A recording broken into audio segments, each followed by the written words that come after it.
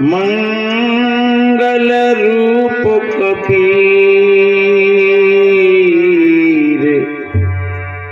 आन जगायो जीव को, हरिय कठिन भव पीर आन जगायो जीव को, हरिय कठिन भव पीर।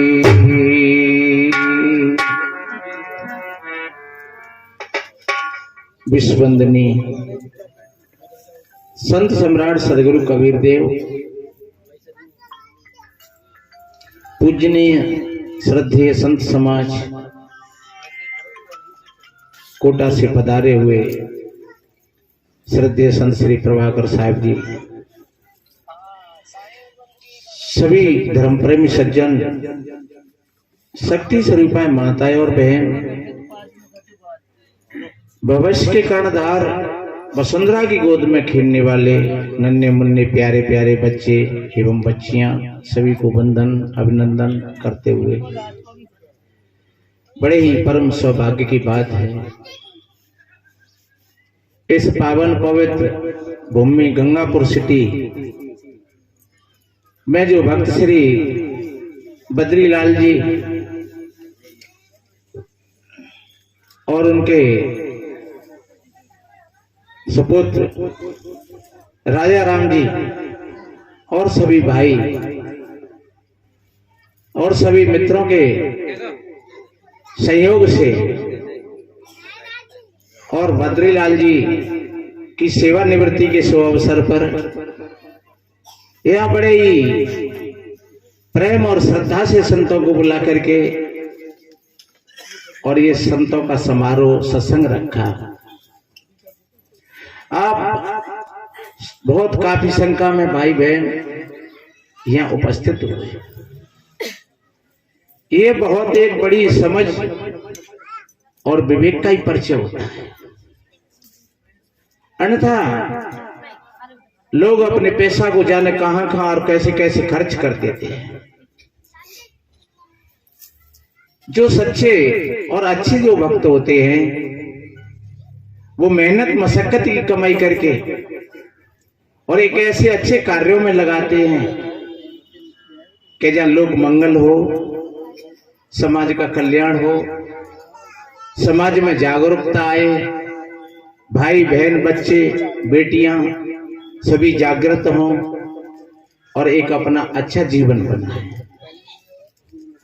वास्तव में हमारे ऊपर कोई सुख दुख देने वाला नहीं है।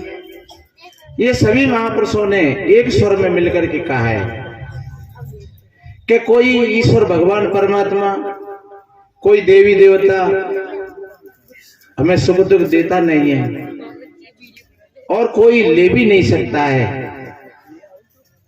ये हमारे ही व्यक्तित्व के आधार से, हमारे ही कर्मों के आधार से और ये सब कुछ दुख और सुख हमारे सामने आते हैं। एक कर्म वो होता है जो अज्ञान और बेहोशी में किया जाता है, वही कर्म जीवन का बंधन बन जाता है, दुख का कारण बन जाता है। और एक कर्म वो होता है जो जागृत और होश के साथ किया जाता है, वही कर्म सुख और शांति और कल्याण का मार्ग बन जाता है। हम और आप इस संसार में यहाँ पर उपस्थित है और कर्म हमको आपको सबको करना ही पड़ता है। इसलिए जो जीते जागृत होकर के अपना कर्म करते हैं तो वो सुख और शांति के भागीदार होते हैं और अपने जीवन को कल्याण की ओर ले जाते हैं। सदगुरु कबीर साहब जी ने कहा है, आप तरे और तारे, जो स्वयं अपना कल्याण करते हैं और दूसरों को भी सुख और शांति बांटते हैं। ये नियम है ऐसा। आप जो बांटोगे वही तुम्हारे पास आएगा लौट करके। आप अच्छा बांटोगे तो आपको अच्छा मिलेगा, आप गलत बांटोगे तो आपको गलत मिलेगा। ये सूत्र है। आप अगर अच्छा बांटोगे तो आपको अच्छा मिलेगा, और गलत बांटोगे तो आपको गलत मिलेगा। जो किसान अपने खेतों में बीज डालता है वही उसको काटने के लिए मिलता है।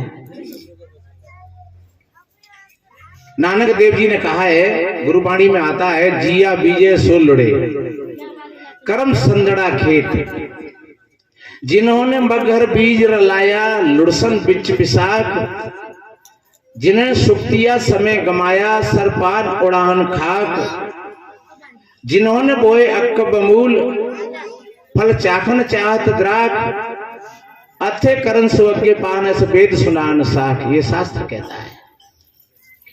बहन बेटी हैं, आज को बहू है अपनी सासू माँ की सेवा करती है तो कल वो भी सासू माँ बनेंगी और उनकी भी सेवा होगी। कोई बेटी अपने सास ससुर की आज्ञा का पालन करती है तो समझ लो कि उसके जीवन की ये सार्थकता है।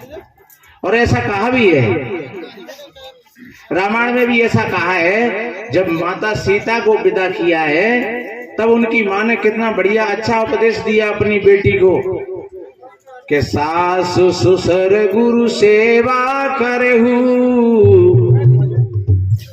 पति रुख लखियायो सयनु सरहु।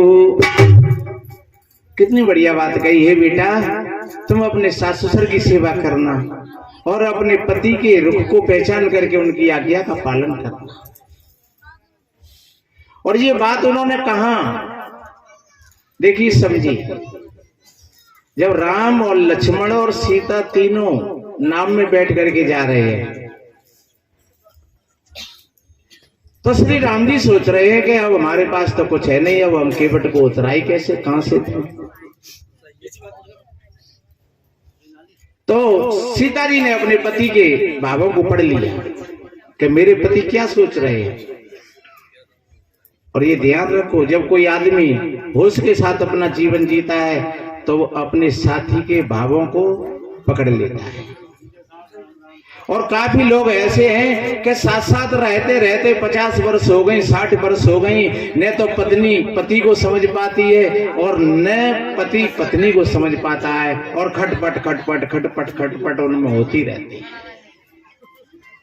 वो जीवन बीत गया, 2-2 4-4 संतान के माँ बाप बन गए और बहुएं घर में आ गई, और फिर भी स्त्री ने पति को नहीं समझा और पति ने अपनी पत्नी को नहीं समझा, और उनकी खटपट और अशांति जीवन भर बनी रही। लेकिन थोड़े से जो जागृत होकर के जीते हैं तो वो अपने साथी के भावों को पढ़ लेते हैं। कैसे? अरे पशु पक्षी भी जानते हैं इस बात को। आपने भैंस के बच्चा को छोड़ा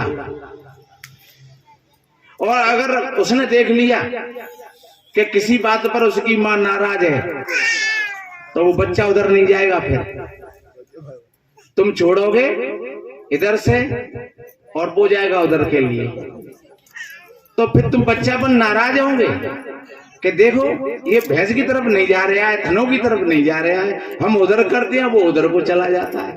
तुम नहीं समझ पा रहे हो लेकिन बच्चा समझ रहा है वो अपनी माँ की भावों को, और जब तुमने पहुंचा भी दिया तो वो लात दे करके उधर खड़ी हो गई। तो वो तो पहले से ही जान रहा था, वो भैंस का जो बच्चा था तो वो पहले से भी जान रहा था कि मेरी माँ नाराज है कहीं न कहीं, इसलिए वो मुझे दूध नहीं पिलाएगी, वो लात मारेगी। तो पशु जान लेता है पशु के भावनाओं को, लेकिन हम इंसान होकर के इंसान की भावनाओं को नहीं पहचान पाते हैं। यही हमारी बेहोशी और अज्ञान है। सीता जी ने पहचान लिया, पढ़ लिया उनके भावों को कि मेरे पति संकुचित हो रहे हैं, उनके पास में कुछ केवट को देने के लिए नहीं है। सिय पिय हिय की जानन हारी, मन मुदरी मन मुदित उतारी। उन्होंने अपने हाथ से अंगूठी को खोल करके और कहा, पतिदेव आप चिंता मत करिए, आप केवट को उतराई दे दीजिए। ऐसी पकड़ होनी चाहिए अपने साथी की। जो अपने साथी की ऐसी पकड़ होगी तो फिर द्वंद्व किस बात का, फिर टकराव किस बात का। इसी को होश का जीवन कहते हैं। जो होश के साथ अपना जीवन जीते हैं वो कभी टकराव की स्थिति में नहीं आते हैं। रामायण में दो ही पात्र हैं ऐसे। माता पार्वती को भी यही उपदेश दिया, करो सदा शंकर पद पूजा। और आज माता बहन देखिए, जब आप शिव चौदशी आएगी फागुन के महीना में और सावन के महीना में, हमारे यहाँ एक बेलपत्र का पेड़ खड़ा हुआ है और वो टोर टोर करके ले जाते हैं। कितनी माताएं महादेव जी पर पानी छोड़ती हैं। अगर होती पार्वती तो वो डंडा लेकर के सबको फटकारती, भागो यहां से, हमने तो अपने आदमी की सेवा करी, तुम्हारा आदमी का मर गया है तो तुम हमारे आदमी के पास आती हो। और सच्चे अर्थों में ऐसा ही है। किसी की सेवा करने से हमारे पाप नहीं कटेंगे। हाँ, सेवा करनी चाहिए तो फिर प्राणी की करना चाहिए, मनुष्य की करना चाहिए। और ये सच्ची सेवा है। जो बोलते नहीं है, खाते नहीं है, पीते नहीं है, लेते देते नहीं है, उनकी कैसी सेवा। तो धन्य है वो बहू जो अपने जीते जागृत सास ससुर को देवी देवता के रूप में मानती है। और एक बात बताएं, आप होली दीपावली कभी भी किसी देवता की पूजा करने के लिए जाते हो, मंदिर में जाते हो, पोशाक बनवाते हो, उसके लिए कपड़ा बनवाते हैं, मिठाई का डिब्बा ले जाते हैं, उनको स्नान कराते हैं, फिर मिठाई का भोग लगाते हैं, पानी पिलाते हैं। लेकिन कभी आपने एक साल में ऐसा सोचा है कि हमारे घर में बूढ़ी माँ है या हमारे बूढ़े पिताजी हैं, उनको बढ़िया निला धुला करके, बढ़िया अच्छे नए कपड़ा बनवा करके, खाट पर तख्त पर बिठाल करके और हद की सरैया से पूजा करके और मिठाई के डिब्बा का भोग लगा करके, कभी ऐसा किया है अपने माता पिता के साथ में? और ऐसा नहीं किया है तो फिर तुमने कुछ नहीं किया। जो कभी खाते नहीं है, पीते नहीं है, लेते नहीं है, देते नहीं है, आप उन पे तो 1000 बार गए। और जो बेचारे मांग रहे हैं, बेटा आज मेरा स्वास्थ्य खराब है, ने खिचड़ी बना दी, और तुम टालम टोल कर गए। बेटा आज पेट नहीं भरा भोजन से, तो तुम टालम टोल कर गए। और जबकि शास्त्र कहता है मातृ देवो भव, पितृ देवो भव, आचार्य देवो भव, अतिथि देवो भव। सच्चे अर्थों में माँ देवी है, सबसे बड़ी देवी है, और पिता देवता है। देवता का अर्थ होता है जो देता है और बताता है, उसको कहते हैं दे बता। जो दे रहा है और बता रहा है उसको कहते हैं दे बता। माँ ने बहुत कुछ बताया, 9 महीना गर्म में रखा, बाहर आए, आप गीले में सोई और हमको सूखे में सुलाया, छाती पर लिटाया। जब दोनों ही बगली खराब हो गई, ठंडी हो गई, इधर भी खाट गीली है, इधर भी बिस्तर गीला है, तो फिर छाती पे लिटा लिया माँ ने, क्योंकि ये तो जगह है मेरी। धन्य ऐसी माँ के लिए। और ऐसी माँ के लिए फिर हमारे यहाँ जगह नहीं है। हम जाते हैं मंदिरों में, तो मंदिर में अगर कोई देवता हुआ भी तो क्या तुमको वरदान देगा? माँ की कहावत कितनी बढ़िया है। कहते हैं माँ का जैसा दिल और किसी का दिल नहीं होता है। एक कहावत है कि किसी मंचले लड़का ने और किसी लड़की के कहने पर और अपनी माँ का दिल निकाल लिया। कहा होगा लड़की ने कि तुम मुझको चाहते हो? उसने कहा मैं चाहता हूं।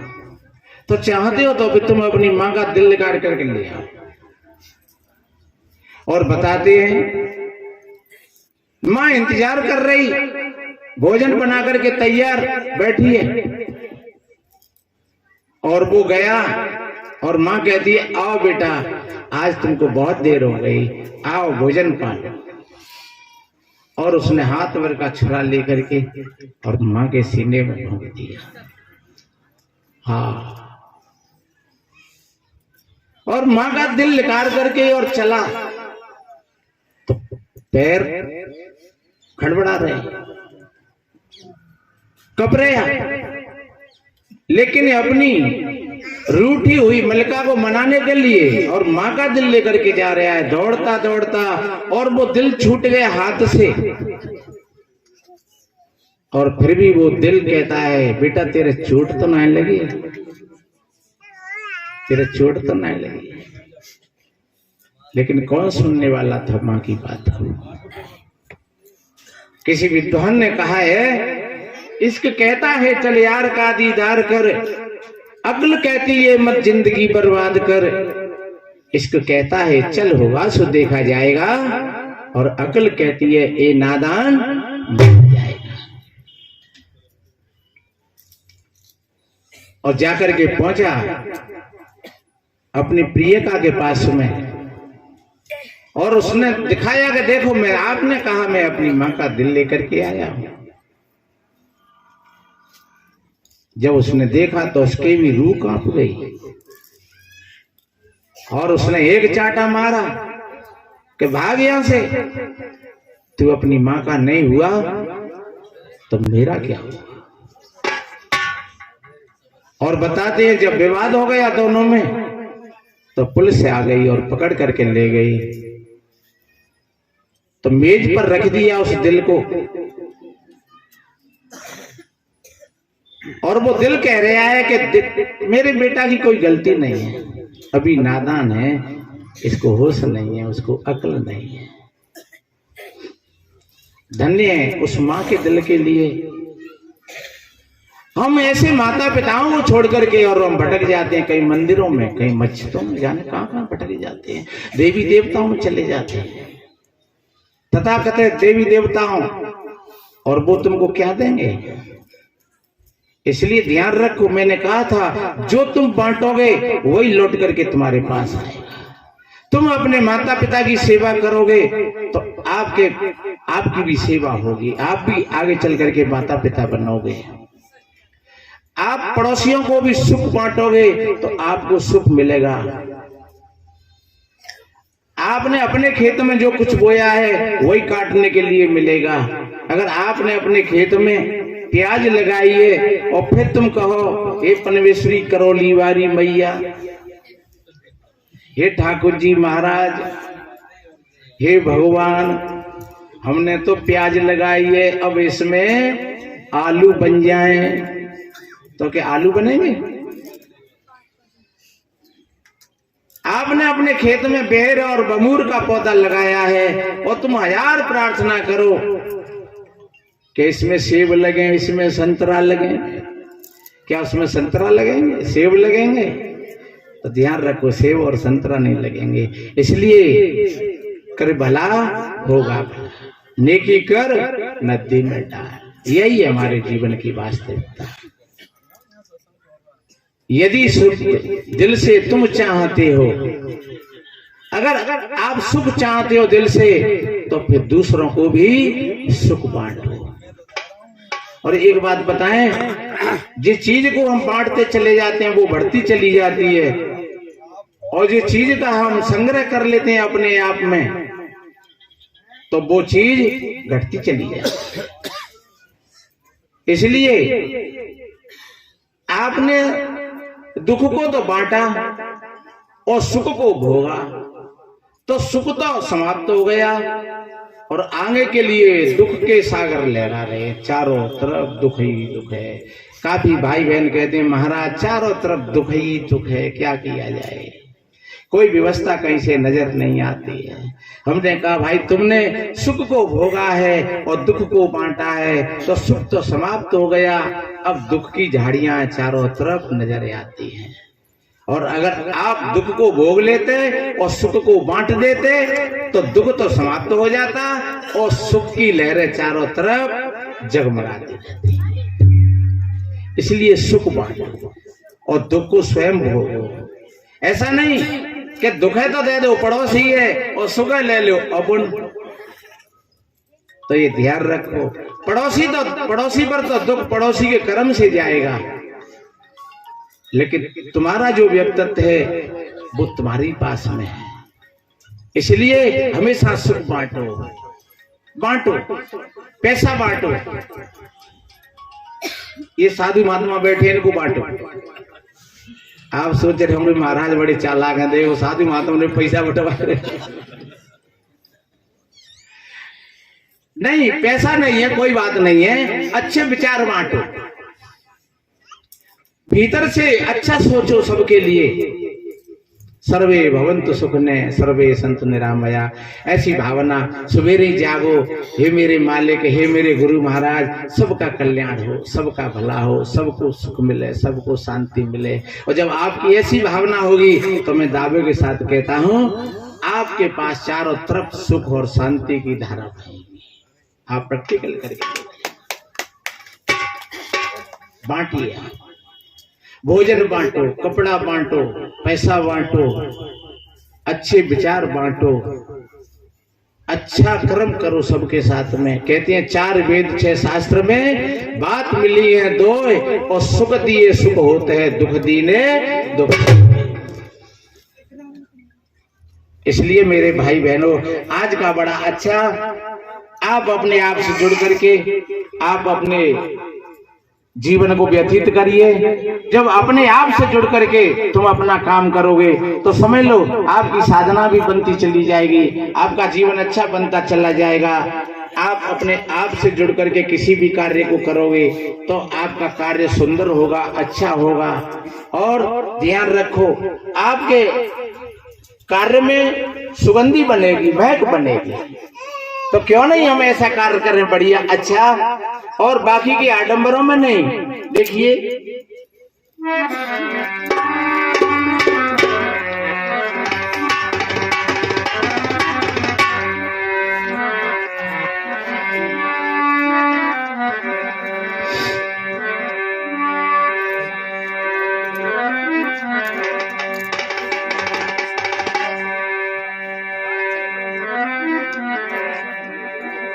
एक भजन है हमारा, यूट्यूब पर सुना होगा आपने। एक माँ ने अपनी बेटी को विदा करते हुए कैसा बढ़िया सुंदर उपदेश दिया। जैसे माता सीता को दिया और माता पार्वती को दिया, ऐसे ही प्रत्येक माँ अपनी बेटी बेटाओं को ऐसे उपदेश दे।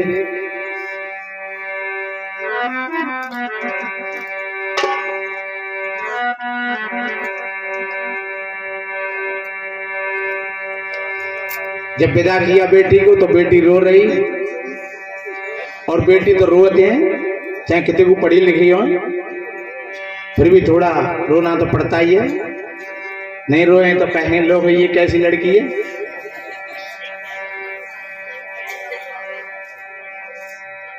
एक छोटी सी बात है, लड़की तो रो रही, लेकिन मजे की बात देखो कि वो दूल्हा भी रोने लगा। लोगों ने कहा भैया तुम क्यों रो रहे हो? बोले ये क्यों रो रही है? लड़की से पूछा बेटी तुम क्यों रो रही हो? बोले हम तो इसलिए रो रहे हैं कि हमारे मम्मी पापा छूट रहे हैं, हमको याद आएगी। तो इसीलिए तो मैं रो रहा हूं कि तुम्हारे मम्मी पापा यहाँ छूट गए और तुम चले गए, हमारे मम्मी पापा ने छुड़वाई देवी।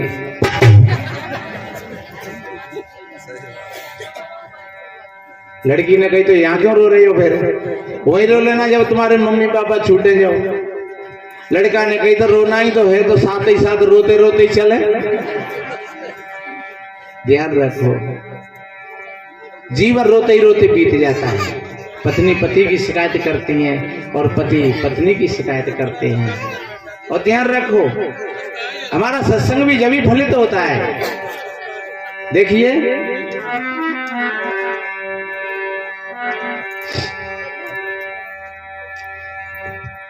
माँ बाप बेटी को समझाते हैं,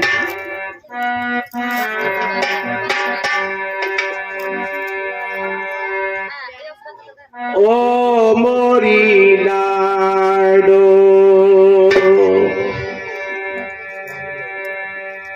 धीरज धारो, गहो पिया को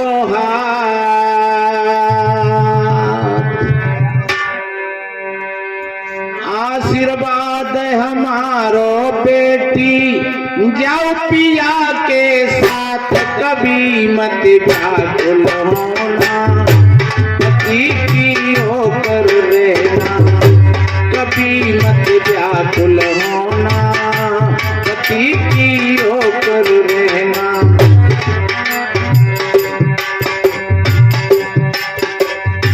क्यों? गृहिणी के माध्यम से घर की शोभा होती है। और गृहिणी अगर घर में सुंदर है,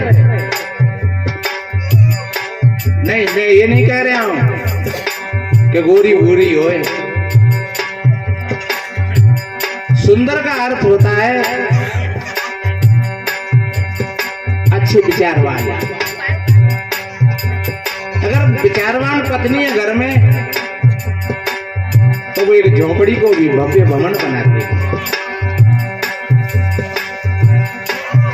और अगर कुलक्षणी देवी है तो 9 करोड़ की कोठी हो, बहु शमशान बना दे। क्योंकि नींद बिस्तरों में नहीं है, नींद अच्छे स्वास्थ्य में है, स्वाद भोजन में नहीं है, स्वाद भूख में है। सुख और शांति कोठी और कार बंगलाओं में नहीं है, सुख और शांति अच्छे विचार और विवेक में, ज्ञान में। इसलिए बड़ी कोठी हो तो अच्छी बात है और नहीं हो तो कोई बात नहीं है। भले ही छोटा घर हो, सोना चांदी हो तो ठीक है, नहीं है तो कोई बात नहीं है। 10,000 और 50,000 की साड़ी सूट नहीं है तो कोई बात नहीं है, लेकिन अच्छे विचार है। और अगर अच्छे विचार नहीं है तो ये सब बेकार है। इसलिए माँ कहती है बेटा, और विचार ही दे रही है माँ,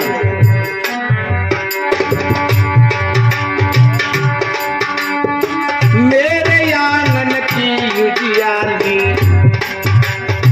ओ मोरी प्राण प्यारी, ओ ज्योति बनकर जलती रहना मत करना दियारी, ओ ज्योति बनकर जलती रहना मत करना दियारी।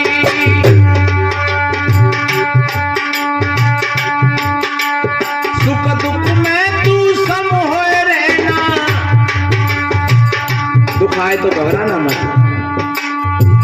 नहीं थोड़ा सा दुख आया, मम्मी को फोन लगाया था, मम्मी ने कही तू चिंता मत कर, अगर ऐसी बात है तो पटक लिए डुबैया और दावा करवा देंगे हम दहेज को। देखिए माँ कितना अच्छा उपदेश देती है। सुख दुख में तू सम होए रहना,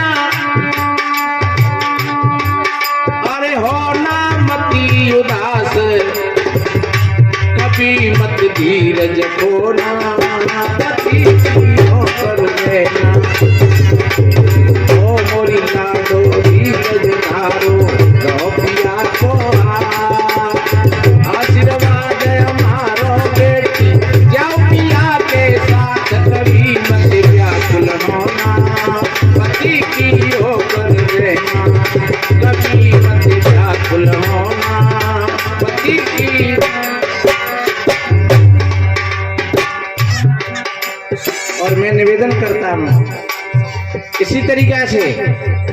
माँ अपनी बेटी बेटाओं को अच्छी शिक्षा और अच्छे संस्कार दे तो स्वयं की भी सेवा होगी और वो दूसरों की भी सेवा करेंगे और जीवन सुख और शांति में बनेगा। अगर ऐसा नहीं हुआ तो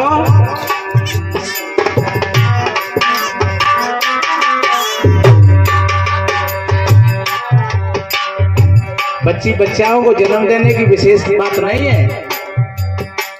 अरे जन्म तो पशु पक्षी भी दे देते हैं।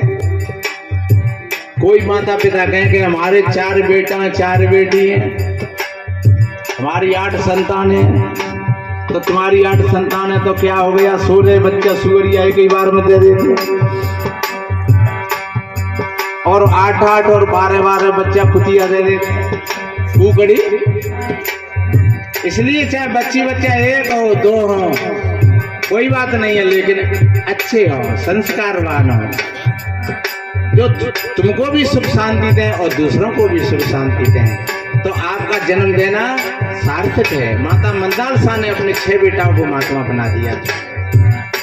और जहां जहां जो महापुरुष पैदा हुए, महादेवियां पैदा हुई, तो माता पिता का ही उनमें पूरा का पूरा सहयोग। इसलिए माँ कह रही है, देखिए कितनी बढ़िया बात।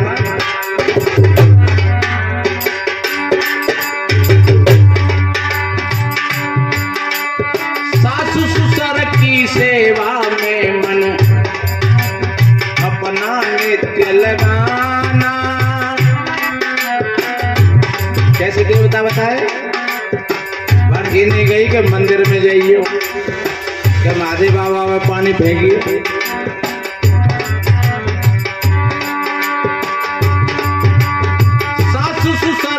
सेवा में मन अपना नित्य लगाना।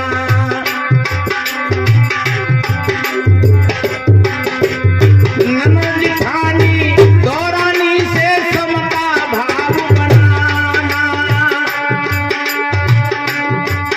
ओ ननद जेठानी दौरानी से समता भाव बनाना।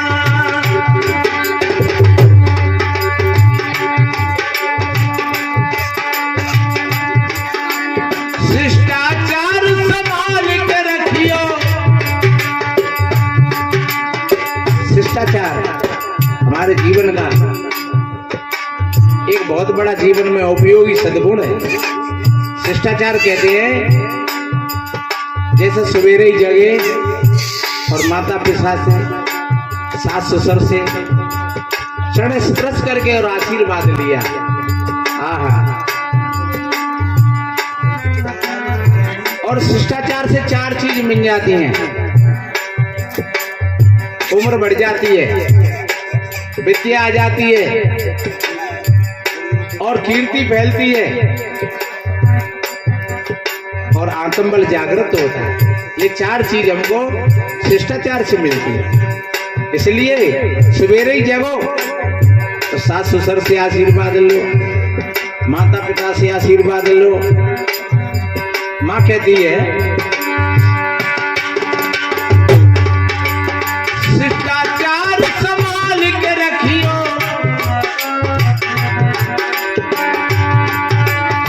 शिष्टाचार संभाल के रखियो। अरे होना मती अथाक कभी मत व्याकुल होना। होकर देना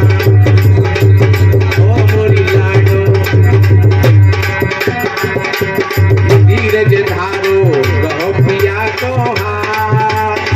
आशीर्वाद हमारो बेटी जाओ पिया के साथ कभी मत व्याकुल होना। पति की होकर रहना कभी मत व्याकुल होना।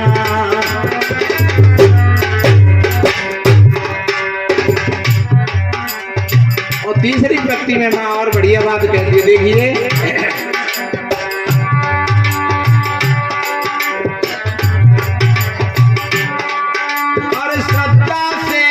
भक्ति भाव से। मुझे नहीं कह रही कि सोना बनवा लिए या चांदी या बढ़िया कपड़ा, क्या कह रही है, श्रद्धा सेवा भक्ति और अच्छी पवित्र भावनाएं, ये हमारे जीवन के लिए सुख और शांति के ये सूत्र है। इसलिए और श्रद्धा सेवा भक्ति भाव से जीवन सफल बनाना,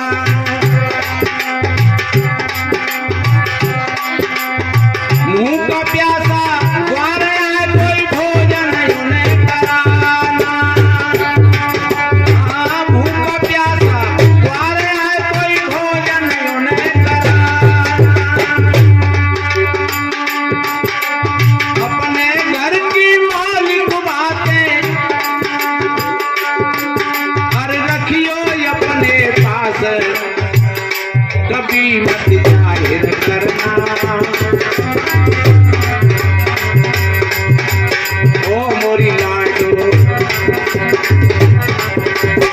बेटा अपनी घर की बातों को बाहर मत कहना और ध्यान रखो, अपने घर की बातों को बाहर कह करके, ऐसा कहा है विद्वानों ने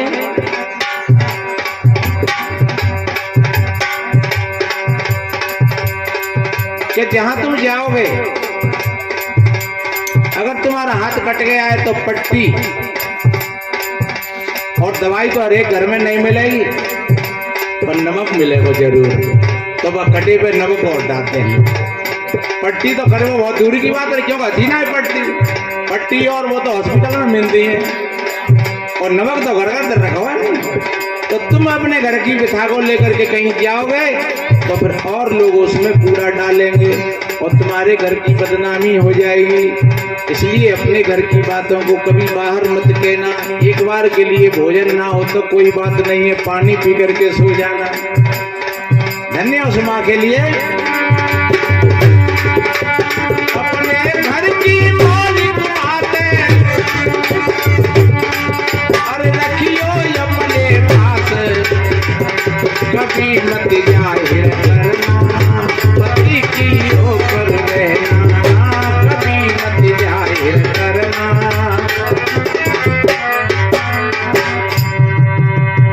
और देखिए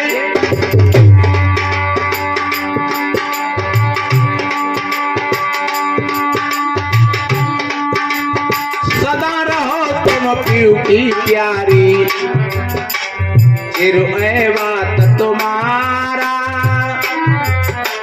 हमेशा तुम अपने पति की प्यारी रहोगी। और ध्यान रखो, जहाँ पति और पत्नी में प्रेम होता है तो वहाँ तीसरी चीज उस प्रेम में पैदा होती है, चाहे वो बेटी हो चाहे बेटा हो।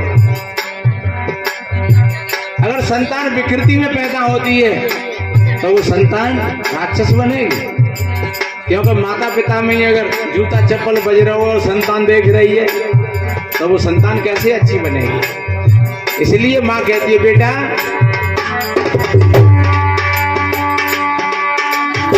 सदा रहो तुम पीऊ की प्यारी, चिरुए बात तुम्हारा। फलती फूलती रहो हमेशा ये आशीष हमारा। ओ फलती फूलती रहो हमेशा ये आशीष हमारा।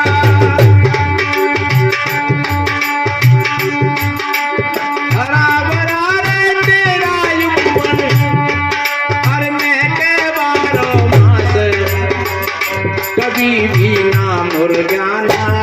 पति की होकर रहना, ओ मोरी लाडो धीरज धारो, कहो पिया को आशीर्वाद हमारो बेटी।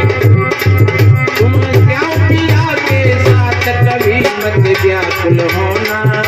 पति की होकर रहना, कभी मत व्याकुल होना।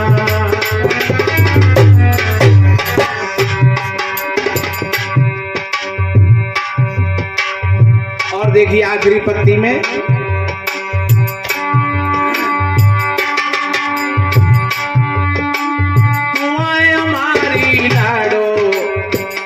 ये दुआ और आशीर्वाद बहुत बड़ी शक्ति है। कोई प्रैक्टिकल करके देख लेना।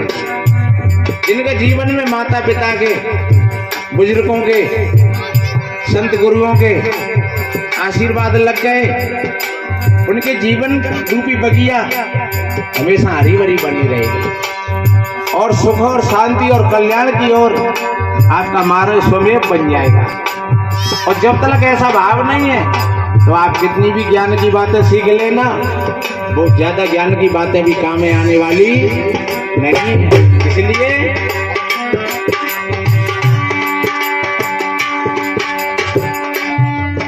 और दुआएं हमारी लाडो ये रहेंगी साथ तुम्हारे। दो कुल की तुम लाज लक्ष्मी यही अरमान हमारे। दो कुल की तुम लाज लक्ष्मी यही अरमान हमारे।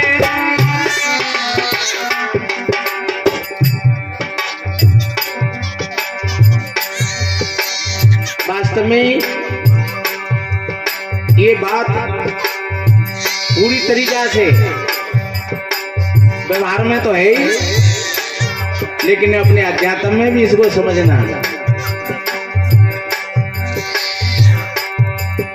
वो भाई बहन व्यवहार और परमार्थ दोनों को प्रकाशित करते हैं। अगर हमारी ऐसी वृत्ति है भीतर, बीजक में एक जगह आया है, मायरी में दोनों कुलो जियारी, ये पद बढ़ा है। और इसका भाव होता है हमारी निर्मल मनोवृत्ति से। जो हमारी पवित्र मनोवृत्ति है तो व्यवहार को भी उज्ज्वल बनाती है और परमार्थ को भी उज्ज्वल बनाती है। हमारे दोनों पथ प्रस्तुत हो जाते हैं, व्यवहार भी अच्छा होता है और परमार्थ भी अच्छा होता है। सदगुरु कबीर कहते हैं, कबीर हम पे दांव भये जगत आशा हम रोए, ऐसी करनी कर चलो कि हम आसे जग रोए। दुनिया तुम्हारी याद करे। इसलिए वो माँ कहती है, बेटा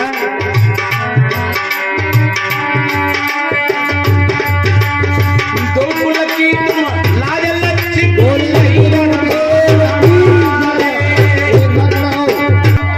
अमृत ज्ञान मिले सदगुरु से,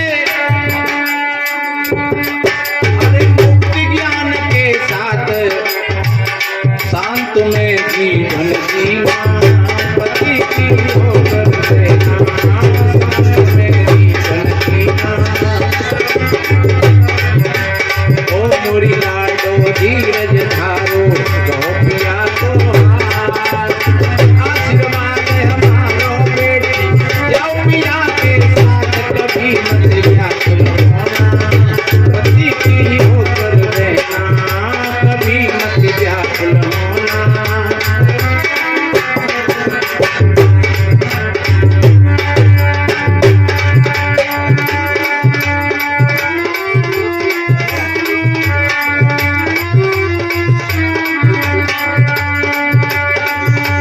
बेटी रखियो धर्म समारी पिता का कहना है, बेटी रखियो धर्म समारी माता का कहना है। इसलिए मेरे भाई बहनों, उस माँ ने अपनी बेटी को कैसा उपदेश दिया, और पिता भी पास में खड़े हुए हैं। और बेटी को ऐसे जानो, कोई भी लड़का जब ससुराल जाता है तो वो बाहर बैठता है, और जब लड़की अपनी ससुराल में आती है तो वो भीतर जाती है। लड़का नहीं जाएगा भीतर, लड़की भीतर जाएगी। और जब भीतर पहुंच जाती है तो फिर ऐसे जानो जैसे कोई ड्राइवर और अपनी गाड़ी पर बैठे है। अब ड्राइवर की मर्जी है वो गाड़ी को किधर ले जाता है। तो बेटी तो ड्राइवर है नहीं, इस गृहस्थी रूपी गाड़ी की, और ये बेटी मात्र शक्ति है, वो एक ड्राइवर है। और वो अपने परिवार को, अपने समाज को किधर ले जाएगी वो उसका विषय है। तो ठीक कोई अच्छे सच्चे माता पिता हैं, वो अपनी बेटी बेटाओं को इस तरह की शिक्षा और संस्कार देते हैं, उनका जीवन सार्थक होता है, सुंदर होता है।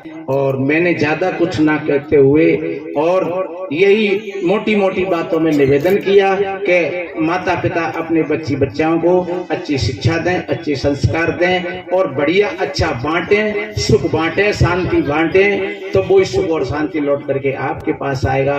अब आप सभी भाई बहनों के लिए कोट कोट साधुवाद, धन्यवाद। और अब अपनी वाणी को यहाँ पूरा करते हुए, समर्पण करते हुए और एक जयकारा लगाएंगे सभी भाई बहन। बोलिए सदगुरु कबीर साहेब की।